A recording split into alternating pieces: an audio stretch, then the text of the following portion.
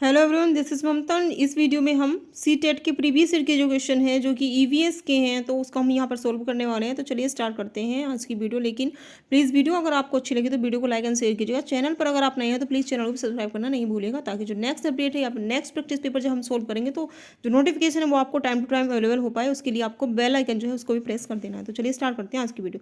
तो देखिए आज की वीडियो में क्या है खास, तो जो ईवीएस का जो पार्ट है यानी कि पर्यावरण अध्ययन का जो पार्ट है उसको हम यहाँ पर कवर करने वाले हैं। तो देखिए 61 का जो क्वेश्चन है आपका, कक्षा 5th की शिक्षिका एक एल्यूमिनियम फॉइल लेती है और पानी में डाल देती है एवं ये दिखाती है कि वह ऊपर जो है तैरता है। फिर भी वह फॉइल को मरोड़कर जोर से जो है दबाती है यानी कि निचोड़ती है और फिर से पानी में डालती है तथा शिक्षार्थियों को दिखाती है कि वह डूबता है। बाद में वह शिक्षार्थियों को यह भी सोचने और कारण देने के लिए कहती है कि ऐसा क्यों हुआ। इस प्रश्न का उत्तर देने में निम्नलिखित में से कौन से प्रक्रमण कौशल का जो है प्रयोग किया गया है। तो क्या वर्गीकरण का किया गया है, अवलोकन का, मापन का या फिर परिकल्पना का। तो देखिए इसका जो राइट ऑप्शन हो जाएगा वो हो जाएगा आपका परिकल्पना, यानी कि जो परिकल्पना है वो आपका राइट ऑप्शन हो जाएगा। यानी कि इस ये जो कौशल है इनमें जो प्रक्रमण कौशल का जो यूज हुआ है इस क्वेश्चन में तो वो परिकल्पना हो जाएगा। यानी 61 का 4 जो है ऑप्शन आपका सही हो जाएगा। 62 नंबर का हम क्वेश्चन देख लेते हैं।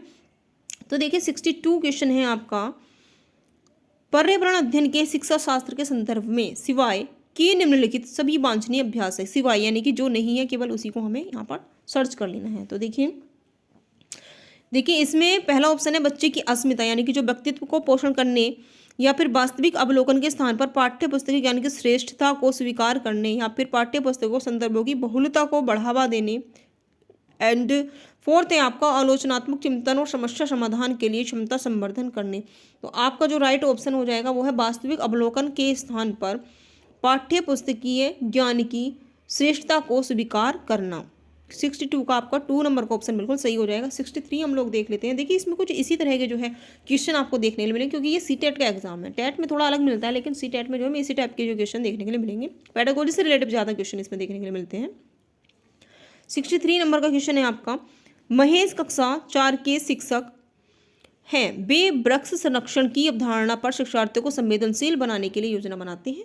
निम्नलिखित में से कौन सी गतिविधि इस उद्देश्य के सर्वाधिक उपयुक्त है, यानी कि जो बेस्ट ऑप्शन है इस गतिविधि को लेकर के वो जो है कौन सा है देख लेते हैं। एक पौधे को अपनाने का और उसका जो है पोषण करने के लिए प्रत्येक शिक्षार्थी को अभिप्रेरित करना, या फिर पोस्टर प्रतियोगिता में हिस्सा लेने के लिए शिक्षार्थियों को प्रोत्साहन तो यहाँ भी मिल रहा है ना, प्रोत्साहित करना, या फिर समूह चर्चा के लिए शिक्षार्थियों के समूह को बनाना, या फिर वाद विवाद प्रतियोगिता। देखिए वाद विवाद में तो प्रतियोगिता को आयोजन करना। तो इसमें जो सबसे बेस्ट होगा वो ये है कि जब बच्चे खुद ही एक पौधे को जो है अपना लेंगे, उसका पोषण करेंगे, तो वो और भी ज़्यादा जो है अभिप्रेरित हो पाएंगे और भी ज़्यादा अच्छे तरीके से जो है उस गतिविधि को कर पाएंगे। तो 63 का जो फर्स्ट नंबर का ऑप्शन है वो आपका सही हो जाएगा।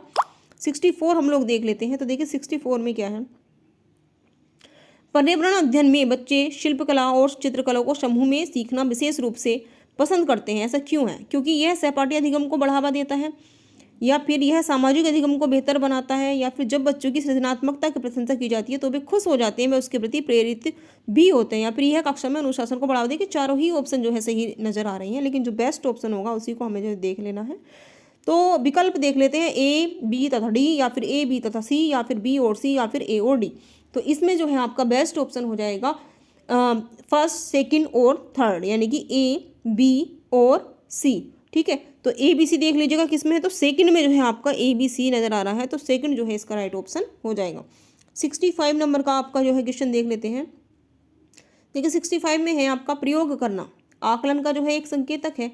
ठीक है, निम्नलिखित में से कौन सा एक प्रयोग करने संबंधी संकेतक का आकलन करने का सबसे उपयुक्त, सबसे जो बेस्ट जो है वो मेथड क्या है, तरीका क्या है। तो सृजनात्मक लेखन, या फिर निर्दर्शन, या फिर प्रदर्शन, या फिर हस्तपरक गतिविधि, या फिर चित्रपठन। तो देखिए जो हस्तपरक गतिविधि होती है वो सबसे बेस्ट होती है, क्योंकि हस्तपरक गतिविधि में इंसान जो है हाथों के माध्यम से जो गतिविधि को, एक्टिविटी को करता है। तो 65 का जो है थर्ड नंबर का ऑप्शन आपका सही हो जाएगा। नेक्स्ट क्वेश्चन देख लेते हैं। 66 क्वेश्चन है आपका,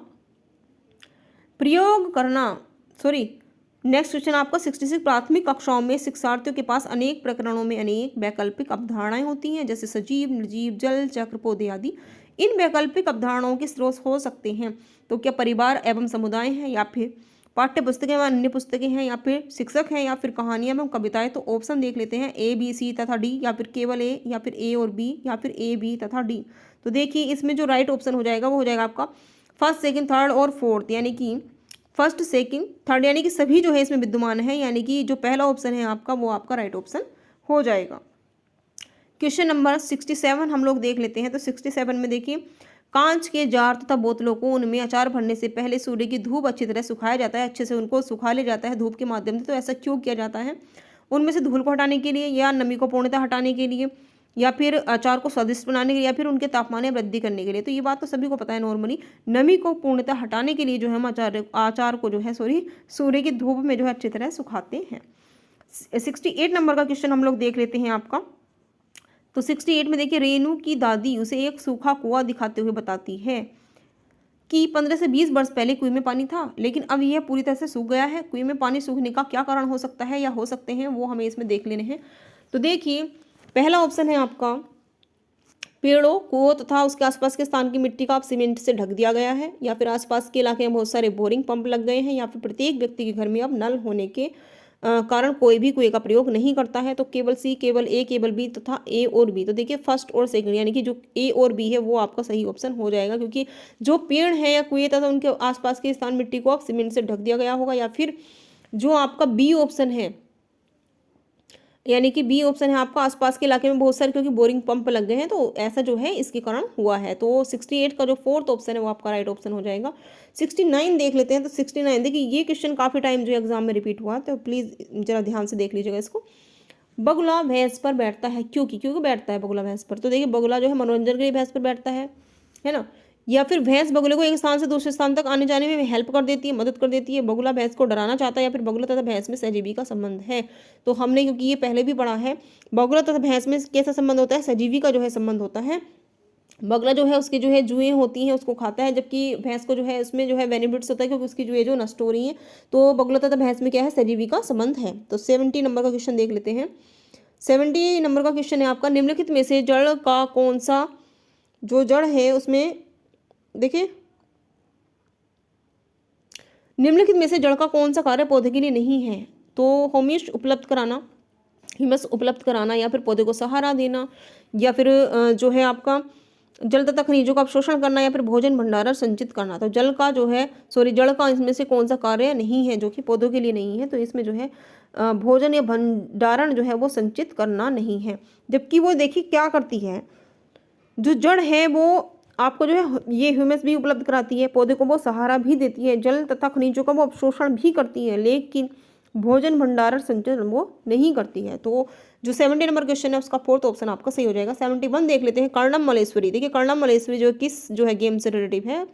तो वह अंतर्राष्ट्रीय ख्याति प्राप्त भारोत्तोलक यानी कि वेट लिफ्टर है, या फिर वह कर्नाटक की है, या फिर उसने अपने नाम बहुत से रिकॉर्ड बनाए हैं, या फिर वह 130 किलोग्राम तक का भार उठा सकती थी या सकती है। जब वह 12 वर्ष की थी तभी से वह भार उठाने का अभ्यास करने लगी। तो बेस्ट ऑप्शन आपको देख लेना है कि कौन से जो इसमें जो सेंटेंस दिए गए हैं, ऑप्शन दिए गए वो ठीक हैं। तो देखिए, इसमें फर्स्ट थर्ड एंड फोर्थ यानी कि A and C and D ये आपके सही हो जाएंगे। तो देख लेते हैं ए सी एंड डी, यानी कि फर्स्ट वाले में ही है। तो 71 का जो देखिए, वह जो है अंतर्राष्ट्रीय ख्याति प्राप्त भारोत्तोलक यानी कि वह जो कर्णम मलेश्वरी है वेट लिफ्टर है ना, जबकि उसने जो है रिकॉर्ड ही बनाए हुए हैं, 130 किलोग्राम तक का वो भार वो उठा सकी थी। एंड डी जो है वो 12 वर्ष की थी तभी से वो जो है वेट लिफ्टर है, यानी कि वो जो भार उठाने का जो अभ्यास वो कर रही है। ये ऑप्शन आपके सही हो जाएंगे, नॉलेज जो है आपसे पूछी जाती है। 72 नंबर का क्वेश्चन है आपका। 72 में देखिए क्या है, सीढ़ीदार कुएं अथवा बावली यानी कि बावड़ी से संबंधित निम्नलिखित कुछ कथन जो है इसमें दिए गए हैं। तो देख लेते हैं कथन। बेजल भंडारण तथा संरक्षण की पारंपरिक व्यवस्था है, या फिर सामुदायिक स्रोत के रूप में उनका प्रयोग होता था, या फिर उनका निर्माण मुख्यतः वर्षा रहित राज्यों में होता है, या फिर उनमें केवल संदूषित जल होता है, या फिर उपयुक्त में से कौन सा कथन सही है? तो ए बी तथा सी, केवल ए, केवल डी, या फिर ए और बी। तो देखिए, इसमें जो है आपका फर्स्ट सेकंड एंड थर्ड यानी कि ए बी तथा सी जो आपका फर्स्ट वाला है वही जो है इसमें सही हो जाएगा, यानी कि बेजल भंडारण तथा संरक्षण की पारंपरिक व्यवस्था है, एंड सामुदायिक स्रोत के रूप में उनको प्रयोग होता था, एंड जो सी है उनका निर्माण मुख्यतः वर्षा रहित राज्यों में होता है। ये तीनों ऑप्शन आपके सही हो जाएंगे। तो 72 का फर्स्ट नंबर का जो ऑप्शन है वो आपका सही हो जाएगा। नेक्स्ट क्वेश्चन देख लेते हैं हम लोग, इसको थोड़ा बड़ा कर लेते हैं, इतने टाइम से हम वैसे इसको छोटा करे हुए थे तो समझ में नहीं आ रहा था। तो चलिए स्टार्ट करते हैं। देखिए, बरली एक पारंपरिक कला का प्रकार है। बरली नामक स्थान किस राज्य में? तो उड़ीसा में, राजस्थान में, बिहार में या फिर महाराष्ट्र में। तो देखिए जो बरली है ना, बरली आपका, तो बरली जो है ये महाराष्ट्र का जो है एक शब्द है, पारंपरिक कला का जो है एक प्रकार है बरली। तो इसको ध्यान में रखिएगा। 74 नंबर का क्वेश्चन हम लोग देख लेते हैं। तो 74 में देखिए क्या है, तमिलनाडु के निकटवर्ती समीपवर्ती राज्य है तमिलनाडु, बिल्कुल लास्ट में पड़ता है ये। अगर आपने भारत का नक्शा जो है देखा होगा, मानचित्र, तो उसमें जो है नीचे पड़ता है। तो निकटवर्ती जो है, समीपवर्ती सबसे जो है राज्य उसमें देख लेते हैं, केरल, गुजरात और कर्नाटक, आंध्र प्रदेश, गोवा और कर्नाटक, या फिर गोवा, कर्नाटक और केरल, या फिर केरल, कर्नाटक और आंध्र प्रदेश। तो 74 में जो है आपका केरल, कर्नाटक और आंध्र प्रदेश, केरल, कर्नाटक और आंध्र प्रदेश, ये क्वेश्चन आया हुआ है। मैंने खुद जो है क्वेश्चन सोल्व किया था, एग्जाम मैंने जो है उस टाइम पे दिया था। तो 74 का जो है 4th नंबर का क्वेश्चन आपका सही हो जाएगा। तो देखिए 75 देख लेते हैं। निम्नलिखित में से किसकी सुनने की शक्ति इतनी क्षीण होती है कि वह वायु से पत्तों के हिलने की ध्वनि और घास पर किसी जानवर के चलने की ध्वनि में अंतर कर सकता है? तो देखिए किसकी होती है। तो ऑप्शन है गिद्ध, रेशम का कीड़ा, कुत्ता या फिर बाघ। तो देखिए जो बाघ होता है ना, उसकी जो क्षमता होती है ध्वनि में अंतर करने की, डिफरेंस करने की ध्वनि में, वो सबसे ज़्यादा होती है। तो बाघ जो है राइट ऑप्शन हो जाएगा 75 नंबर क्वेश्चन का। नेक्स्ट क्वेश्चन हम लोग देख लेते हैं। नेक्स्ट क्वेश्चन है आपका, जब कोई व्यक्ति ट्रेन द्वारा अहमदाबाद से केरल की यात्रा कर रहा है, देखिए अहमदाबाद से यानी कि गुजरात, केरल की यात्रा करता है, तो वह अपने सुरंगों को पार कर सकता है। ये सुरंगें पर्वतों में है, तो अरावली, पश्चिमी घाट, पूर्वी घाट या फिर विंध्याचल। तो ये जो सुरंगें हैं वो पश्चिमी घाट में है। कहाँ पर है? पश्चिमी घाट is the right option of the question number 76। 77 देख लेते हैं। पृथ्वी गोल है, ठीक है। वास्तव में पृथ्वी पर ऊपर नीचे कुछ नहीं होता, केवल सापेक्ष होता है। हम भारत के लोगों के सापेक्ष उल्टे हो सकते हैं। तो 77 में जो है अर्जेंटीना में, कहाँ पर? अर्जेंटीना में, ठीक है, ये इसका राइट ऑप्शन हो जाएगा। 78 देख लेते हैं। मच्छरों के प्रजनन की रोकथाम के लिए ठहरे पानी पर तेल डालने की जो है एडवाइस जो है दी जाती है। तो क्यों दी जाती है? इसका क्या कारण हो सकता है? मच्छरों को तेल द्वारा विकसित किया जाता है, या फिर मच्छर जो है तेल द्वारा जो है मर जाते हैं, या फिर मच्छर जो है तेल की परत में फंस जाते हैं, या फिर तेल ऑक्सीजन की आपूर्ति को काट देता है, जिससे मच्छरों का प्रजनन जो है वो थम जाता है। तो इसका जो बेस्ट ऑप्शन है आपका, मच्छर जो है वो तेल की परत में जो है फंस जाते हैं, इसलिए जो है मच्छर क्या दिया जाता है, जो रुका हुआ पानी होता है, ठहरा हुआ पानी हो जाता है, उसमें जो है तेल डालने की जो एडवाइस दी जाती है, ठीक है।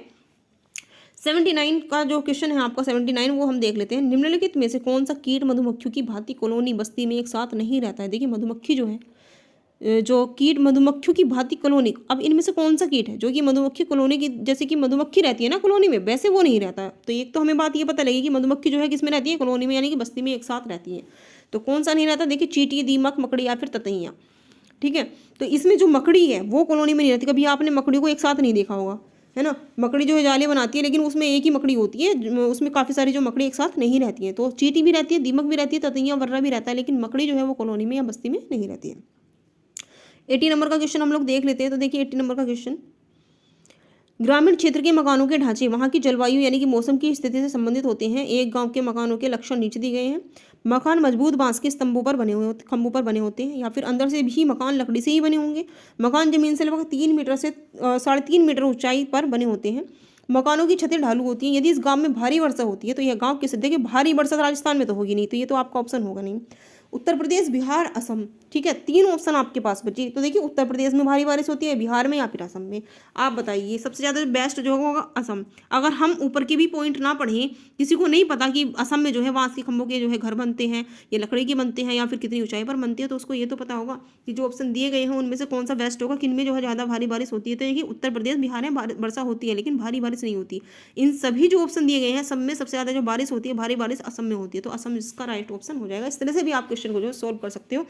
देखिए ये जरूरी नहीं होता कि एग्जाम में आए हुए सभी क्वेश्चन का आंसर आपको जो है पता है, आपको याद हो, लेकिन कभी कभी हमें क्या करना है, अपने पॉइंट ऑफ व्यू से भी जो है उसका आंसर लगा देना है, ठीक है। कहाँ हो गया हमारा आंसर? एक मिनट।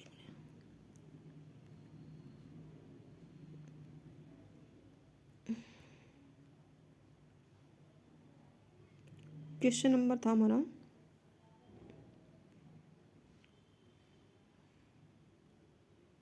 ये था, ठीक है। अब देखिए 81 क्वेश्चन देख लेते हैं। कुडुक कहाँ के लोगों की भाषा है? तो कुडुक जो है मणिपुर की, अरुणाचल प्रदेश की, झारखंड की या फिर मिजोरम की। तो जो कुडुक है वो आपकी झारखंड की जो है भाषा है। कहाँ की है? झारखंड की कुडुक, ठीक है। नेक्स्ट क्वेश्चन देख लेते हैं। नेक्स्ट क्वेश्चन आपका राष्ट्रीय पाठ्यचर्या की रूपरेखा 2005 के अनुसार, जो भी आपकी राष्ट्रीय पाठ्यचर्या की रूपरेखा थी 2005 में, उसमें से एक पर्यावरण अध्ययन की जो विषय वस्तु जो थीम है वो क्या है? सौरमंडल, मौसम, ऊर्जा या फिर भोजन। तो अब बात किसकी हो रही है? देखिए बात हो रही है पर्यावरण अध्ययन की, यानी कि ईवीएस की हो रही है। तो इसमें जो है, एक मिनट,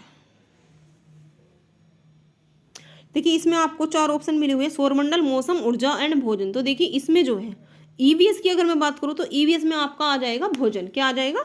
भोजन, यानी कि भोजन इज द राइट ऑप्शन। यानी कि जो आपका क्वेश्चन है 82, तो 82 में जो भोजन है यानी कि आपका फोर्थ वाला जो ऑप्शन होगा वो आपका सही हो जाएगा। नेक्स्ट क्वेश्चन देख लेते हैं। तो नेक्स्ट क्वेश्चन है आपका 83 में है पर्यावरण अध्ययन में विषय वस्तु, यानी कि जो थीम है, विषय वस्तु को बोलते हैं थीम, उपागम को अपनाने के समर्थन में निम्न से कौन सा तर्क सबसे अधिक सशक्त है? तो यह शिक्षण को अधिक रोचक, देखिए अधिक रोचक की बात यहाँ हुई है, अधिक रोचक और गतिविधि आधारित बनाने में, गतिविधि भी हो रही है, आधारित बनाने में मदद करता है, या फिर यह अवधारणाओं, मुद्दों और कौशलों के विस्तृत विचार को सम्मिलित करने में मदद करता है, यह विषय सीमाओं को नरम यानी कि सौम्य बनाने, संपूर्णता में ज्ञान को प्राप्त करने में मदद करता है, या फिर यह पाठ योजनाओं के को एक ढांचा प्रदान करने और शिक्षण को अधिक प्रभावी बनाने में मदद करता है। तो जो अधिक प्रभावी बना रहा है वही आपका राइट ऑप्शन हो जाएगा, यानी कि 83 का फोर्थ वाला आपका सही ऑप्शन होगा। 84 हम लोग देख लेते हैं।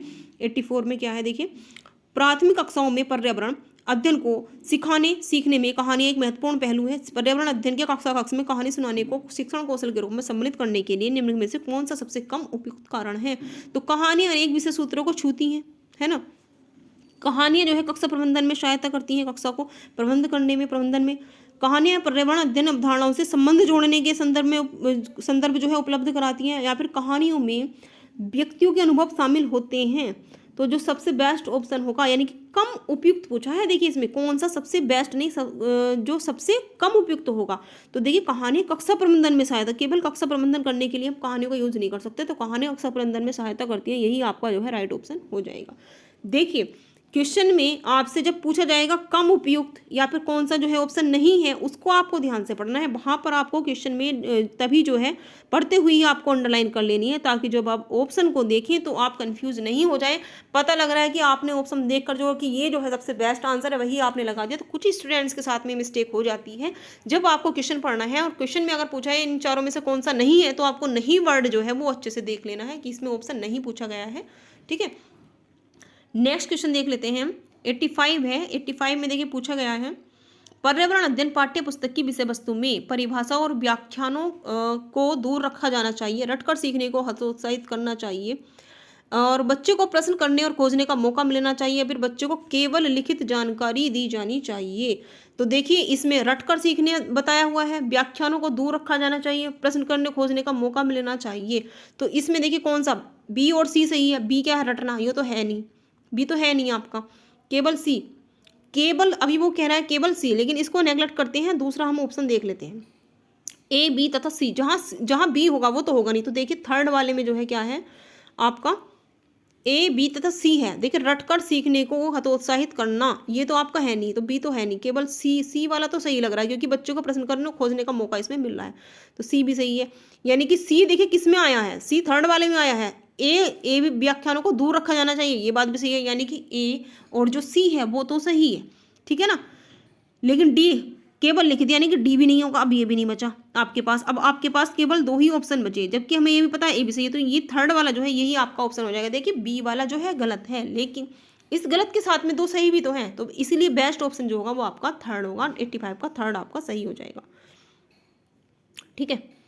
86 देख लेते हैं। 86 में क्या है देखिए, निम्नलिखित में से कौन सा कथन आकलन और प्रक्रियाओं के बारे में सबसे कम उपयुक्त है? अब देखिए यहाँ भी जो है सबसे कम उपयुक्त पूछा गया है। सीखने के संकेतों और उपसंकेतों की सूची बनाना, रिपोर्टिंग को अधिक विस्तृत बनाना, ठीक, अच्छा और बहुत अच्छा जैसी टिप्पणियां बच्चे के सीखने के बारे में अच्छे जो है समझ प्रदान करती हैं, या फिर बच्चों के जो पोर्टफोलियो में केवल उनके सबसे बेहतर कार्य न होकर सभी तरह के कार्य होने चाहिए। जो पोर्टफोलियो बनाई जाती है, जो प्रोजेक्ट फाइल जो बनाई जाती है, जिसमें बच्चों का जो है सारा जो है बायोडाटा, मतलब कि जो भी उनके पास होता है, जिस तरह की भी फाइल्स, वर्क, होमवर्क वगैरह सब पोर्टफोलियो में होता है, तो बेहतर कार्य न होकर सभी तरह के जो कार्य उसमें सम्मिलित होने चाहिए। या फिर बच्चे को निजी विवरण और वैयक्तिक पृष्ठपोषण यानी जो फीडबैक देना वांछनीय अभ्यास है। तो जो बच्चे की जो निजी विवरण है या फिर वैयक्तिक जो है पृष्ठपोषण, फीडबैक वाला जो है ऑप्शन आपका सही हो जाएगा। तो 86 का 4th नंबर का ऑप्शन आपका सही हो जाएगा। 87 हम लोग देख लेते हैं। दिए गए प्रश्न को ध्यान से हमें पढ़ना है। क्या आपने अपने घर या स्कूल के आसपास जानवर देखे हैं जिनके छोटे बच्चे हैं? अपनी नोटबुक में उनके नाम लिखिए। तो ऐसे जानवर के नाम लिख लिए हैं जिन जानवरों के छोटे बच्चे हैं, अपने नोटबुक में बच्चों को नाम लिखकर लाने हैं। तो इस प्रश्न के माध्यम से किस प्रक्रमण कौशल का जो आकलन किया जा रहा है? परिकल्पना में प्रयोग करना या फिर न्याय के लिए सरोकार या फिर अवलोकन, देखिए ये तो है नहीं, न्याय के लिए सरोकार तो है नहीं, ठीक है। अवलोकन करना एवं रिकॉर्डिंग करना, वर्गीकरण करना एवं चर्चा करना। तो सबसे जो बेस्ट ऑप्शन है वो मैंने जो शुरू में ही आपको क्वेश्चन कराया था, अवलोकन एवं रिकॉर्डिंग, क्योंकि बच्चे जो है जो कुछ भी समझते हैं पढ़ते हैं उसको जो है ज्यों का त्यों जो है वो नहीं बता पाते हैं। तो ये क्वेश्चन जो है उसी से रिलेट कर रहा है, अवलोकन एवं रिकॉर्डिंग करना। तो 87 का 3rd नंबर का क्वेश्चन जो है आपका सही हो जाएगा, ठीक है। उन्होंने पहले अवलोकन किया कि कौन से जो है जानवर है जिनके छोटे बच्चे हैं उनके घर के आसपास में, बाद में उन्होंने रिकॉर्ड किया यानी कि अपने माइंड में रिकॉर्ड किया और तब जो है उन्होंने अपनी नोटबुक में उनके नाम लिखे। नेक्स्ट क्वेश्चन है आपका 88 में पूछा गया है, पर्यावरण अध्ययन की अंतः विषयी प्रकृति पर्यावरणीय मुद्दों को द्वारा संबोधित करती है। ऑप्शन नंबर 1 है सामाजिक विज्ञान और पर्यावरण शिक्षा की विषय वस्तु और पद्धति के प्रयोग, या फिर विज्ञान की विषय वस्तु और पद्धति के प्रयोग, या फिर विज्ञान सामाजिक विज्ञान और पर्यावरण शिक्षा की विषय वस्तु और पद्धति के प्रयोग, या फिर विज्ञान और सामाजिक विज्ञान की विषय वस्तु और पद्धति के प्रयोग। तो इसमें जो है राइट ऑप्शन जो हो जाएगा आपका राइट ऑप्शन होगा विज्ञान सामाजिक विज्ञान और पर्यावरण शिक्षा की विषय वस्तु और पद्धति के प्रयोग, यानी कि तीनों ही जो विज्ञान है, सामाजिक विज्ञान और पर्यावरण शिक्षा की विषय वस्तु और पद्धति के प्रयोग आपका राइट ऑप्शन हो जाएगा। सभी को जो है इसमें सम्मिलित किया गया। नेक्स्ट क्वेश्चन है आपका क्वेश्चन नंबर 89, कक्षा 5th ए के शिक्षक एक सवाल देते हैं, पेड़ों के 5 लाभ लिखिए, जबकि कक्षा 5th बी के शिक्षक निम्न सवाल देते हैं, क्या होगा अगर धरती पर कोई पेड़ ना हो। तो 2 सवाल यहाँ पर 2 शिक्षकों द्वारा जो है दिए गए हैं, 5th A and 5th B के द्वारा। तो इन सवालों की जो प्रकृति है वो कैसी है, देखिए ए जो है वो मुक्त अंत वाला है यानी कि वो अभिसारी, और बी जो है अंत वाला है यानी कि अपसारी। अब जिन बच्चों को अपसारी और अभिसारी पता होगा वही जो है इसको कर पाएंगे। अपसारी और अभिसारी पे जो है हमेशा क्वेश्चन पूछा जाता है, बच्चे इसमें याद करने के बाद भी जो है कन्फ्यूज हो जाते हैं। तो देखिए इसमें ए मुक्त अंत वाला अपसारी है या अवसारी है, या ए सही है या ए बंद अंत वाला है। तो देखिए इसमें जो आपका ऑप्शन है ए जो है वो मुक्त अंत वाला। अब देखो मुक्त अंत वाला कहाँ है, ये ए बंद अंत वाला है, ये भी, तो ये आपका गलत हो जाएगा। अब ए जो है वो कैसा है, मुक्त अंत वाला अपसारी है, कैसा है, अपसारी है। और बी मुक्त अंत वाला, ये भी मुक्त अंत वाला लेकिन कैसा है, अभिसारी है। अब देखिए इसमें कैसा, जो 5th ए के टीचर ने सवाल पूछा है, पेड़ों के 5 लाभ लिख रहे हैं, यानी कि बच्चों को जो है उसकी 5 लाइन के जो क्वेश्चन का जो है आंसर देना पड़ेगा, 5 लाभ उसको लिखने हैं, एक ही नहीं लिखना है। जबकि जो इसमें जो है काउंटिंग गई है, 5 लाभ लिखने हैं, कितने लिखने हैं, 5 लाभ लिखने हैं। लेकिन 5th बी का जो टीचर है उसने जो है सवाल दिए हैं, तो उस पर क्या होगा अगर धरती पर कोई पेड़ ना हो, यानी कि अच्छा खासा जो उसको एक ऐसे लिखना है, एक जो है उसमें जो है एक स्टैंजा उसको लिखना पड़ेगा, क्या होगा, ठीक है ना। तो ये जो है अंत यानी कि मुक्त, ए जो है वो मुक्त अंत वाला है अपसारी, और बी जो है वो बंद अंत वाला अभिसारी है, ठीक है। तो 89 का जो है सेकंड आपका ऑप्शन बिल्कुल सही हो जाएगा। नेक्स्ट देख लेते हैं 90 क्वेश्चन है, लास्ट क्वेश्चन है इस वीडियो का। तो देखिए कक्षा 1st में पर्यावरण अध्ययन में शिक्षार्थियों के आकलन के बारे में निम्नलिखित में से कौन सा सत्य है। मौखिक परीक्षाएं, क्योंकि हो सकता है कि बच्चे लिखने में सक्षम ना हो, क्योंकि मौखिक परीक्षाएं हैं, 1st क्लास की बात चल रही है। ड्राइंग, क्योंकि बच्चों को इसमें आनंद आता है। शिक्षकों का अवलोकन और रिकॉर्डिंग, एंड किसी को न रोके नीति को ध्यान में रखते हुए आकलन की कोई आवश्यकता ही नहीं है। तो देखिए मौखिक परीक्षाएं, क्योंकि हो सकता है कि बच्चे लिखने में सक्षम ना हो, ठीक है, एक तो ये है। ड्राइंग भी अच्छी है क्योंकि इसमें बच्चों को आनंद आता है, ठीक है। एक जो है आपका 3rd नंबर यानी कि शिक्षकों का अवलोकन और रिकॉर्डिंग, ये आपका जो है राइट ऑप्शन हो जाएगा, ठीक है। 1st, 2nd एंड 3rd यानी कि ए बी एंड सी यानी कि 4th वाला 90 का 4th आपका ऑप्शन सही हो जाएगा। तो ये कुछ क्वेश्चन थे जो हमने आपके लिए जो है लेकर के आए थे, हमने सोल्व किए इस वीडियो में। आई होप आपको वीडियो अच्छी लगी होगी, समझ में आई होगी। तो प्लीज़ वीडियो को लाइक एंड शेयर कीजिएगा। चैनल पर अगर आप फर्स्ट टाइम विजिट कर रहे हैं तो प्लीज़ चैनल को भी सब्सक्राइब कर लीजिएगा। और CTET का एग्जाम जब तक नहीं हो जाता है तब तक इसी प्रकार की जो है वीडियो आपको अवेलेबल होती रहेंगी, मिलती रहेंगी। Thanks for watching this video, thank you.